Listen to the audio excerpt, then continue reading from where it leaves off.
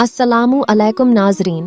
जिस तरह हर साल बकरीद के मौके पर मुसलमान अल्लाह की राह में कुर्बानी करते हैं, इसी तरह यहूदियों के यहाँ भी कुर्बानी करने का रिवाज था और बहुत ज्यादा वो अपने अकीदे के मुताबिक कुर्बानी किया करते थे। जिस तरह आज इस्लाम में अल्लाह की रजा के खातिर हलाल जानवर की कुर्बानी दी जाती है, इसी तरह यहूदियों के यहाँ भी कुर्बानी दी जाती थी। मगर फिर आखिर में ऐसा क्या हुआ कि यहूदियों के यहाँ आज मौजूदा दौर में कुर्बानी का दस्तूर बिल्कुल खत्म हो गया। इन्हें इंतजार है अपने उस मसीहा का जिसे वो आले दाऊद में से मानते हैं, जिसके आने के बाद फिर से कुर्बानी के दस्तूर को शुरू करेंगे। दोस्तों, अगर आप यहूदियों की पुरानी तारीख को उठाकर देखें तो आपको मालूम होगा कि यहूदी एक वक्त में इतनी कुर्बानी करते थे कि शायद ही आज का मुसलमान इतनी कुर्बानी करता होगा। इस्लाम में जिस तरह जानवर की कुर्बानी दी जाती है, यहूदियों के यहाँ कुर्बानी का तरीका इससे बहुत अलग था।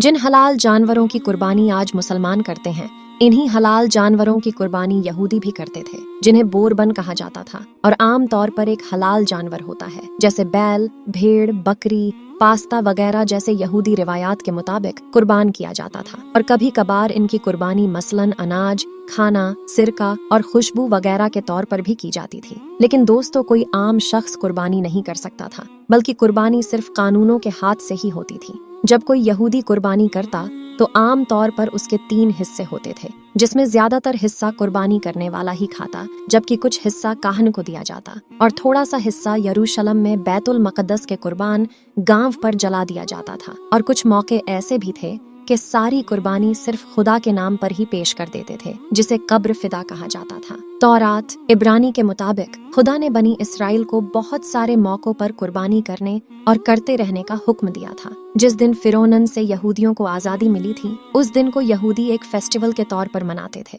और उस दिन एक बड़ी तादाद में कुर्बानी होती थी। मगर पिछले कई सैकड़ों सालों से यहूदी इस त्योहार को भी कुर्बानी नहीं करते। हेगले यरूशलेम के बनने से पहले जब बनी इसराइल सहरा में रहते थे, इस दौरान कुर्बानी सिर्फ खेमों में ही की जाती थी। फिर हेगले सुलेमानी की तामीर होने के बाद सारी कुर्बानियां मस्जिद अक्सा के कुर्बान गांव में दी जाने लगीं। हेगले सुलेमानी के तबाह होने के बाद जब दूसरी बार हज के लिए सुलेमानी की तामीर हुई तो कुर्बानी का यह सिलसिला दोबारा शुरू हो गया। मगर यह हैकल भी 70 ईस्वी में तबाह हो गया। दूसरे हैकल की तबाही के बाद यहूदियों ने कुर्बानी करने से मना कर दिया, क्योंकि हलाकू के मुताबिक कुर्बानी सिर्फ हैकल के सुलेमानी में ही की जा सकती थी। दूसरी सदी ईस्वी में कुर्बानी फिर से शुरू हुई और कई कबीलों में जारी रही। उस जमाने में कुर्बानी 613 हुक्मों की पैरवी में की जाती थी।